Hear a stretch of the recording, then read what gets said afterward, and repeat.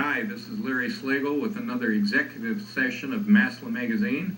I'm here today with Kirk Schuring, the current state representative for the 48th House District in Ohio. How you doing, Kirk? Great, Larry. Good to be here with you. It's always a pleasure to be with you. And how have things gone in the State House? It's going really well. We're staying awfully busy. A lot of different things going on, a lot of different issues. We're in the second year of our two-year session. We'll be wrapping it up at the end of this year, and then we'll start a new session on January 1 of 2019. Well, there was somewhat of a delay to get a new Speaker of the House elected, though, wasn't there? Yes, and I was in the middle of that. In fact, it's not an overstatement. It was really a historic period in Ohio history. And the reason I say that is because not only did we have a speaker resign only for the third time in the history of Ohio, resign while in office, but then we went through a convoluted process to elect a new speaker. And again, I was right in the middle of that as Speaker Pro Tempore. Just let me say that our House rules say very clearly that in the absence of the speaker, the Speaker Pro Tempore assumes all the rights, privileges, opportunities, or responsibilities and duties, authority of the Speaker. So I convened the first session, which was literally a day after the Speaker resigned. But then shortly after he resigned and made his resignation effective on May 1, he decided to change the effective date to immediately. And that got us into a nuance when somebody said, well, wait a minute, is the Speaker absent or is the seat vacant? So we have a set of rules, again, that are primary rules of the House. And many people said, well, the primary rules are the prevailing rules, and absent, vacant, they're basically, it's nuanced, they're basically the same. We know what the spirit meant. But then someone challenged that, and then our clerk went to the secondary rules when it was challenged. Secondary rules were written by a gentleman by the name of Hughes, who authored those rules back in the late 20s. They were published in the early 30s, and our Legislative Service Commission, which keeps all the rules, doesn't even have a hard copy of those rules. In fact, there's only 3 legislatures, state legislatures, in the entire United States that use this archaic set of rules written by Hughes. So it was quite a endeavor to deal with it. So in the backdrop in all this is we have 2 titans, former Speaker of the House, Larry Householder, and now current Speaker of the House, Ryan Smith, who were vying to be Speaker for the next session of the General Assembly. So there was one camp that said, don't rush to elect a new Speaker, another camp that said, no, we got to get our new Speaker now. And again, I was in the middle of it. It went on for about 2 months. Hughes says very clearly that you cannot conduct a legislative session and do legislative work until you first elect a speaker. So there was a lot of twists and turns in that process. But at the end of the day, on the 6th of June, I convened the session for the election of our speaker. And under Ohio law, written in 1853, it says that you have to, by a voice ballot, viva voce in Latin, and it says it in that clear of terms, that you have to, if you have more than one nomination, you have to have one of the nominees achieve a majority. So again, a majority in the House, if all 99 members are present, 50 votes. Well, in this case, there were 91 members present. So we needed 43 votes. And so we did the first ballot, and we had 4 nominees. And the most that anyone could garner was 42 votes. Okay? So we went to the second ballot, we went to the third ballot, we went to the 4th, 5th, so on and so forth, literally taking hours, because you have to, by vote, call on each member. The member has to stand up at his or her desk and in the microphone proclaim who they're voting for. And after 10 ballots, then the law that was written in 1853 says, upon the 11th ballot, the nominee who gains a plurality wins. So at that point in time, with a 42 vote, having 42 votes, now Speaker Ryan Smith became the Speaker of the House. And once that's been done, what are you looking forward to accomplishing now? Well, the interesting thing is we did the day after we did 27 bills. Just this week, on the 20th, we did about close to 30, and we're preparing for another session on the 27th of this month, where we'll do over 30. And some good things that we did. Payday lending reform was one thing that we did that many people think is long overdue. And what will that do? Well, of course, it has to pass the Senate yet. Has not passed the Senate. But what we're trying to do, Ohio enacted a payday lending reform bill right around 1995, 1996. I said reform, a law that would allow for payday lenders. Right. And many people thought that law was being abused, and so in 2008 there was a payday lending reform measure that was passed in the General Assembly, creating a new section of revised code for Short-Term Loan Act. Many payday lenders said they couldn't operate under that, so they found a way to get around it through what they call a credit services organization, through the Mortgage Loan Act and the Small Loan Act in their revised code. Well, it did lead to some pretty onerous interest rates, though, didn't it? Most definitely. And so to your point, so the payday lenders, after we did the Reform Act in 2008, shortly after that, I think the very next year in 2009, as you know, we have the right to referendum in Ohio. Mm-hmm. And so the people decided they were going to try to veto the payday lenders were trying to veto the law because they thought it was onerous on the payday lenders. And the people of Ohio, by nearly a 70% margin, said, no, we think this is very important. So anyways, the payday lenders found a way to navigate through the law that was enacted in 2008 and used something, again, called a credit services organization. And to your point, what we have is we have people in this state and all the other states in the United States who are living paycheck to paycheck. And that's that's not because they're bad people, it's just because of the kind of situation they're in. And occasionally they get themselves in an emergency situation where they have to, find cash to pay a utility bill, to repair a car, whatever it might be. So they go to a payday lender. Mm-hmm. And then in many cases, and this is what we're trying to correct, they find themselves in a debt spiral that they can't get out of, where they actually get the money, they get the cash to take care of the emergency, but then they find themselves even in a more crisis situation because they have to go back and take out another payday loan to pay off the previous one, and so on and so forth. Just feeds on itself. Right. And then sometimes the interest rates have been reported to be as much as 591%. Wow. So what does the new law hope to do? The new law puts caps on that. It revises the Short-Term Law Act. It says that the APR annual percentage rate cannot be more than 28%. But the devilish details are the fees, the maintenance fees, but it puts a cap on those so they cannot be more than $20 a month. It says that the borrower cannot get a loan that would be greater than a certain percentage of their gross verified income. Yeah. So there's safeguards in there. It says that the loan cannot, the interest rate on the loan cannot exceed 50% of the principal. So there's safeguards. Now the Senate has it right now. As they customarily do, they'll make some changes to it. We'll have to wait to see how it looks after they're done with it. Oh well, frankly I think it does need some change. I agree. I voted for the bill, and well, that's good. Yeah. What about locally? I understand you've had some activity helping the city of Massillon. Yeah. And what anything you can share with us on quorum in the Affinity Hospital?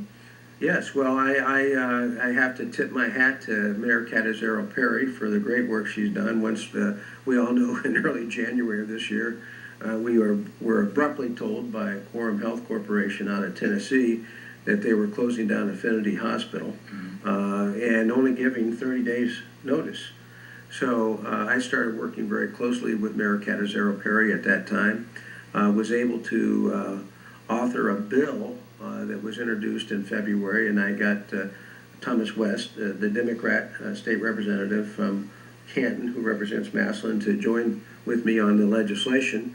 And the legislation basically just said we were going to change Ohio law so that if not-for-profit hospital would try to close down a hospital, they had to do it in a more methodical way, giving the community, the patients, and the medical providers more time to figure out how they were going to deal with this.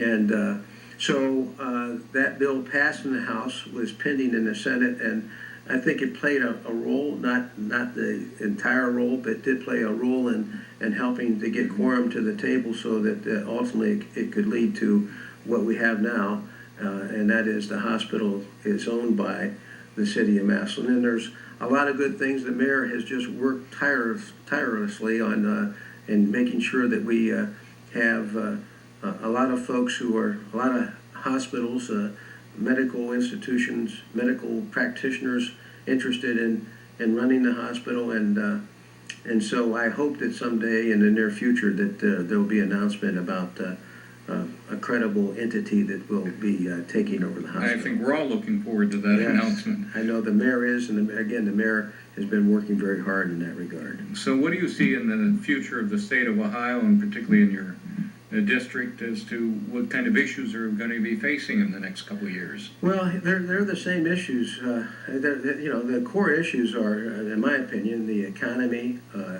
education, and health. I look at the economy as the wellspring from which everything else we do in government is nourished.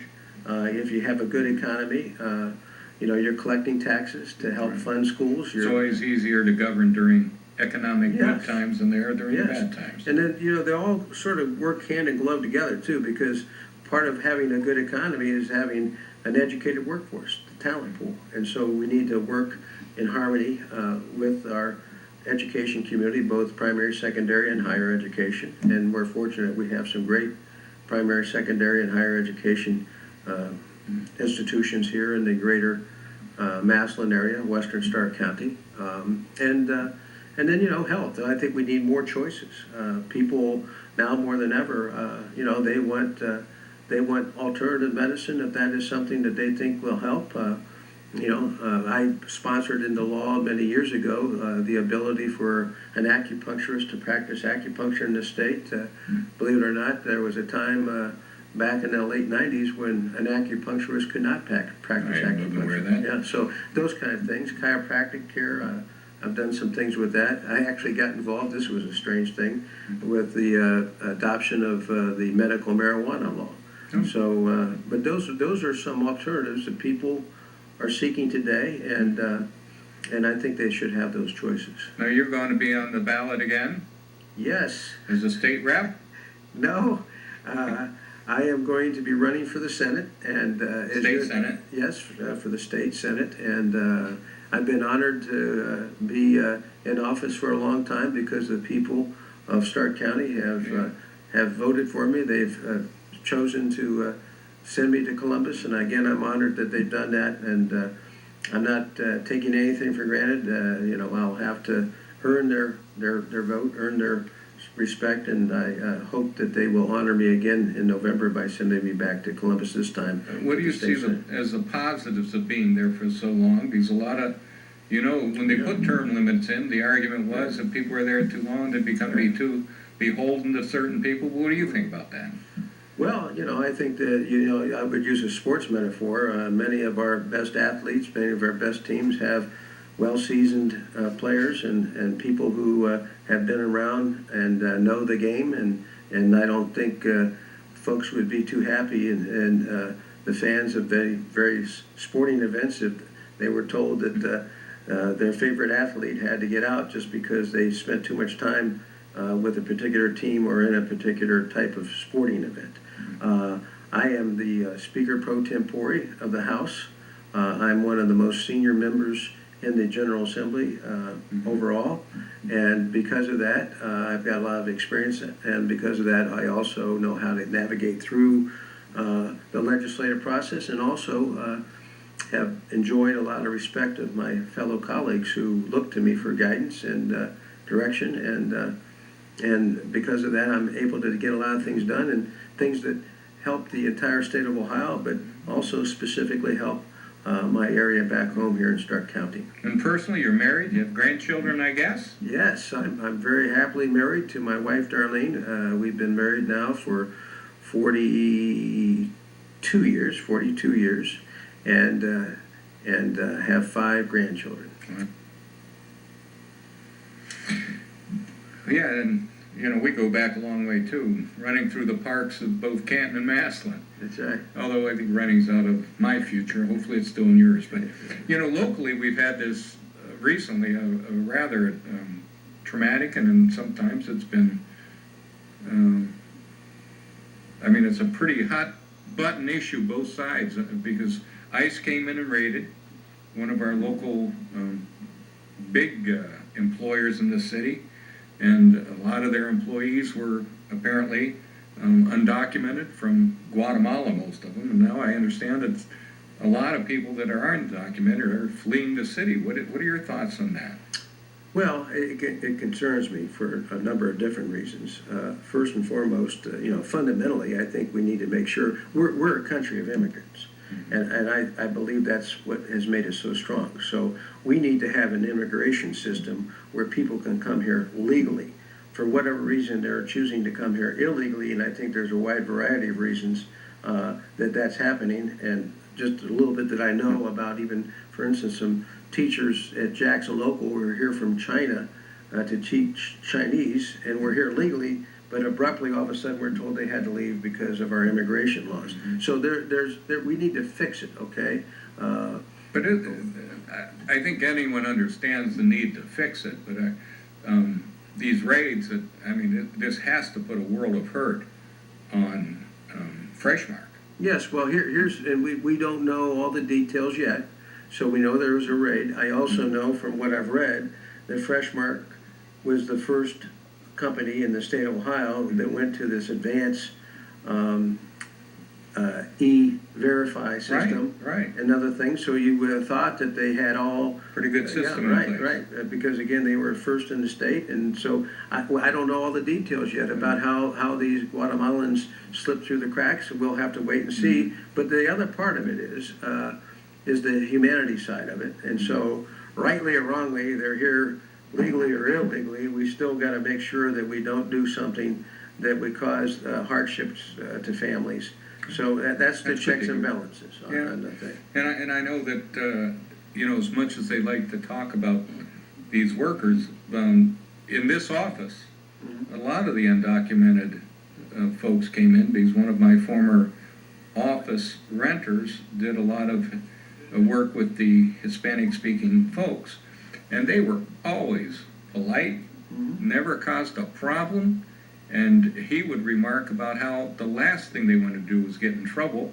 Well, that would put them on the radar. Here's the thing about the Freshmark situation. They didn't come here, as some allege, to get on the government dole. They came here to work. That's right. And they came here with families. So there should be a way for that to happen legally.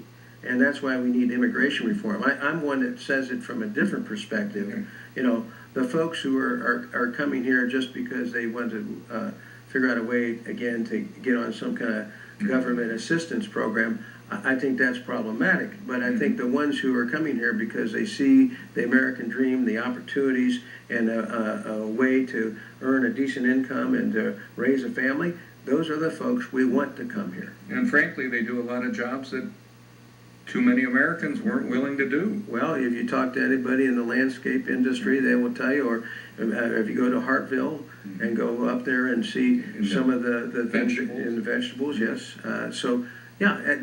But we got to do it legally, and I'm really perplexed why. We've been talking about it too long. Right. It's time to do something, and it's probably an illustration where. Washington is broken and has not been able to address many of the serious problems, and good people that I know who are in the United States Congress who are well-intended, but rightly or wrongly, and just many issues are not getting the attention they deserve, and they're not getting fixed. Well, certainly true. Too bad you and I can't go down there and straighten them out. Yeah, well, Heaven forbid, I don't know if you and I would want to go there because it's pretty messy right now. But Well, we do that- need some unfortunately, people who can roll up their sleeves and work across party lines. You know, bipartisanship is not a bad word. No, it No, really you're is not. absolutely right. Yeah. Well, I've been here with Kirk Schuring, and I'm glad you came in, Kirk. It's good to see you again. Good Who to is see you. the state representative for the 48th Ohio House District. And this has been Larry Slagle. Well, in Massillon Magazine, Executive Session, and I'll see you next time.